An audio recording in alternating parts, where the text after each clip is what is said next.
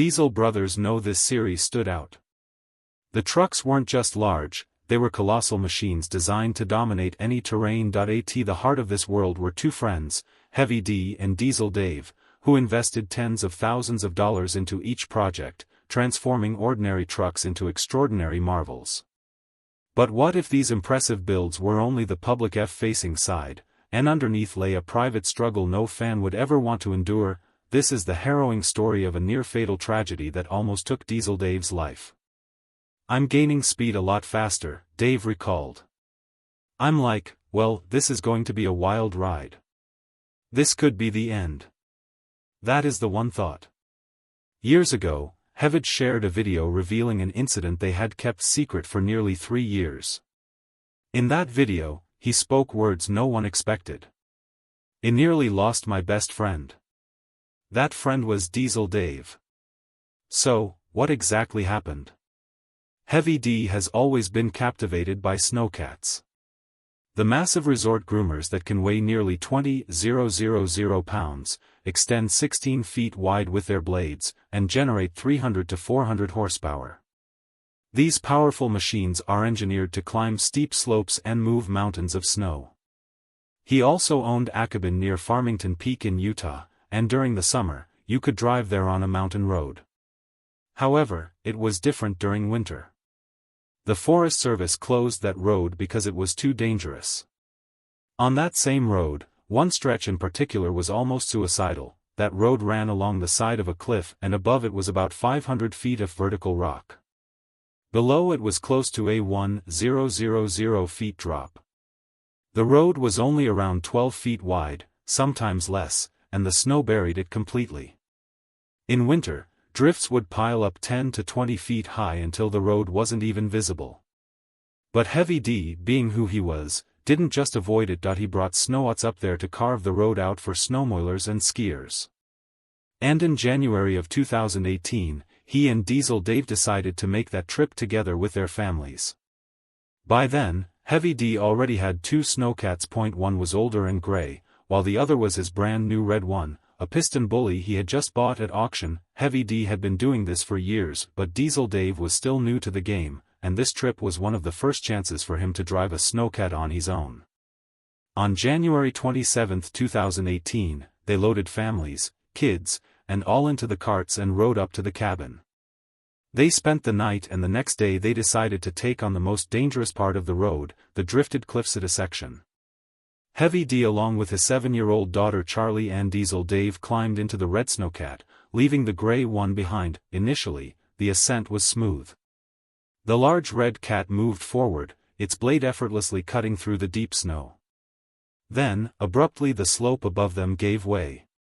A snow drift collapsed, sending a rush of snow that slammed into the snowcat, causing it to lurch sideways toward the 1,000-feet drop. The machine hung precariously over the cliff's edge, frozen in place.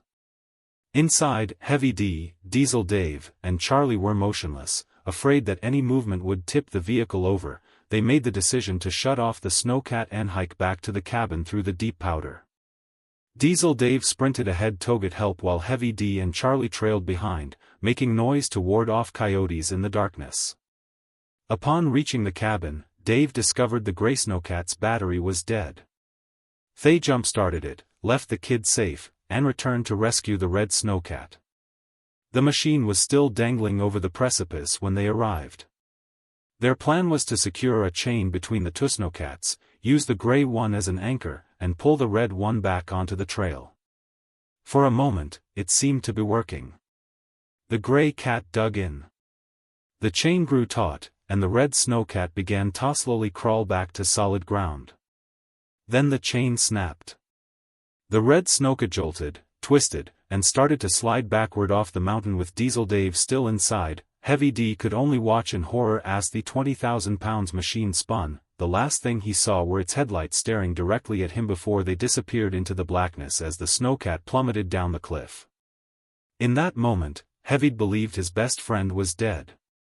He fell to his knees, screaming to the sky, begging God to save Dave. He then faced a critical choice. Climb down the treacherous cliff himself and risk certain death, or drive the gray cat around to the bottom. A clear inner voice told him to drive, and he followed its instruction. Meanwhile, inside their snowcat, Diesel Dave was experiencing what should have been his final moments. He hadn't buckled his seatbelt, a decision that is typically reckless, but in this instance saved his life. As the machine rolled, the windshield popped out, and Dave was ejected, avoiding being crushed inside that he was thrown into the tumbling snow, sliding down the mountainside until he came to a stop, buried up to his waist. Dazed and barely able to move, he realized his friend might try to climb down to him, which would likely result in both of their deaths. So, he grabbed his phone. You may wonder how he got cell service while buried in a remote snowy location.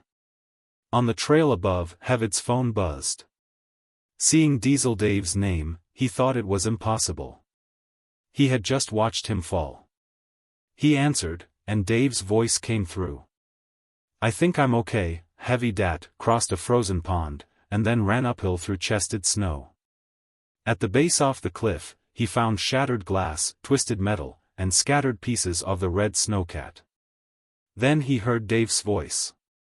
His friend had been thrown from the cab, landed in soft snow, and miraculously avoided the frozen pond below.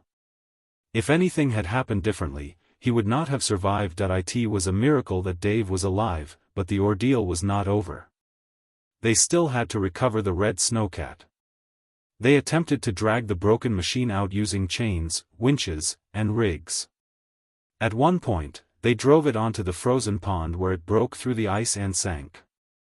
They were forced to pull it out piece by piece, often by hand. The rescue effort ruined their equipment, almost gave crew members hypothermia, and even killed the gray snowcat's engine. For Heavy D, watching his best friend disappear off that cliff was a moment that will forever haunt him. For Diesel Dave, lying half buried in the snow, convinced he would never see his daughters again, the experience was filtering, this night that almost ended everything was just one part of their story. To totally understand Diesel Dave, you must know who he is, where he came from, and why so many fans feel a connection to him. So, who are the Diesel brothers? Despite the name, they are not actually brothers. They are a group of four bearded friends from Utah who share a passion for diesel trucks.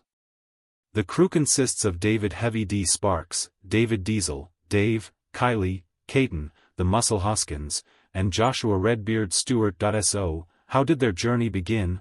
The business began when Hevid opened a diesel truck dealership.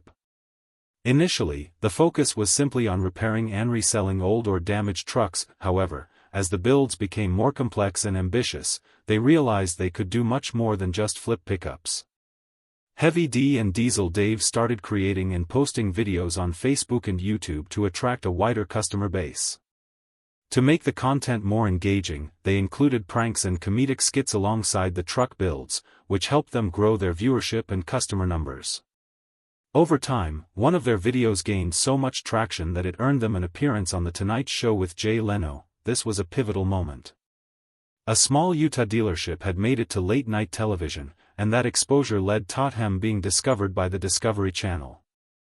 In January 2016, Diesel Brothers premiered on Discovery and audiences were quickly captivated. Each episode followed the crew as they bought, built, and sometimes even destroyed trucks in outrageous ways. They became famous for transforming average pickups into spectacular one-of-a-kind machines, often surprising fans by giving some of them away.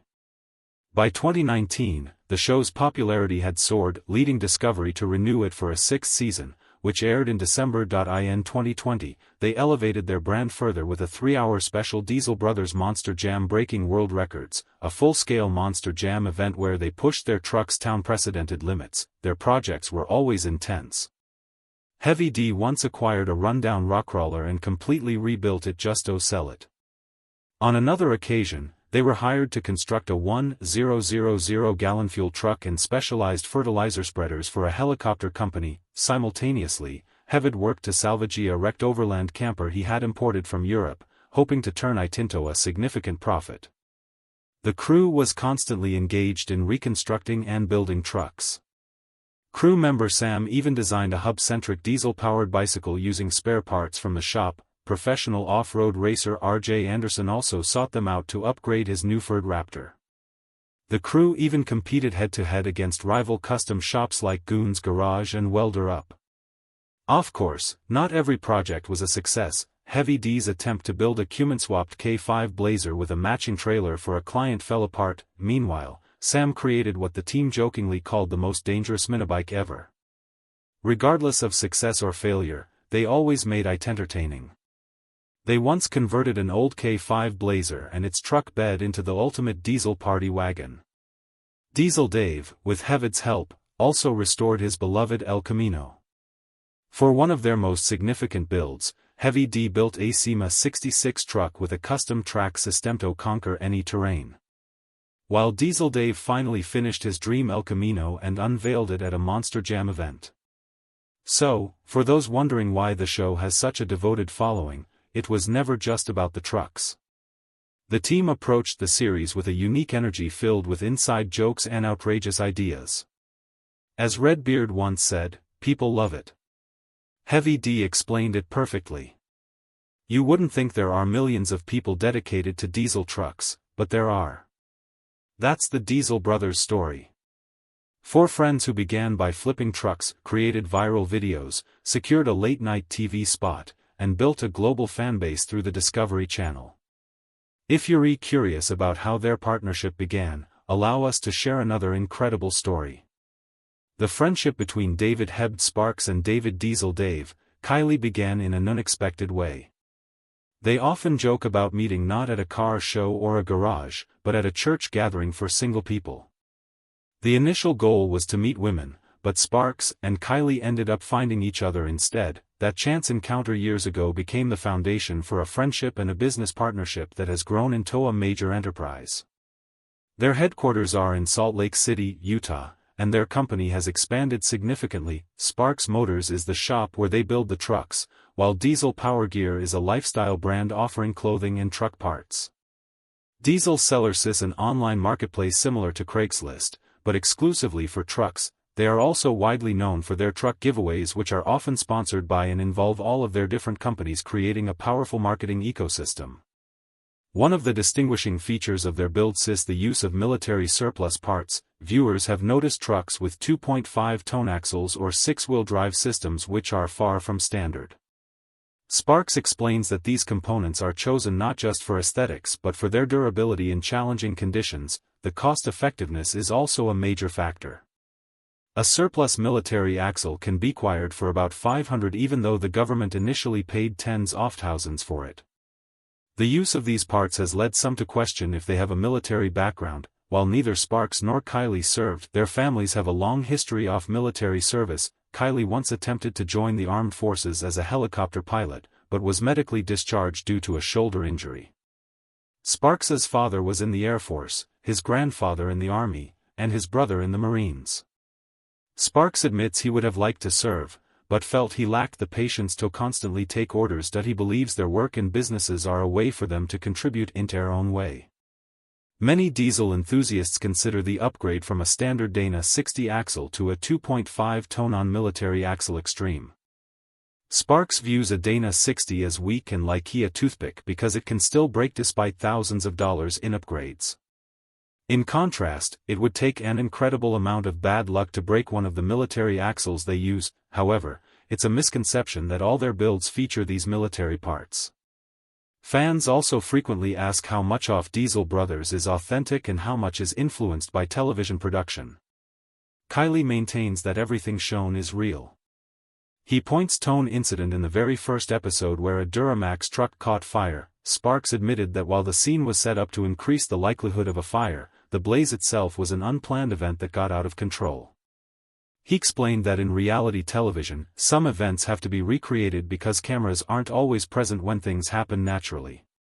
He also acknowledged the need to improve fire safety in their shop because the crew is like family and their safety is paramount. Over time, their business has grown to employ about 50 people across their various companies. This rapid growth has also brought challenges. When fans ask about custom builds for individuals, Sparks explains that while they take on a few, their demanding schedule makes it difficult. Each episode requires them to build about 1.5 vehicles, one that is completed for the audience to see and another that is prepared to keep viewers engaged for the next episode. At one point, they were working on 18 episodes at once, which amounted to 27 builds. This workload puts immense pressure on the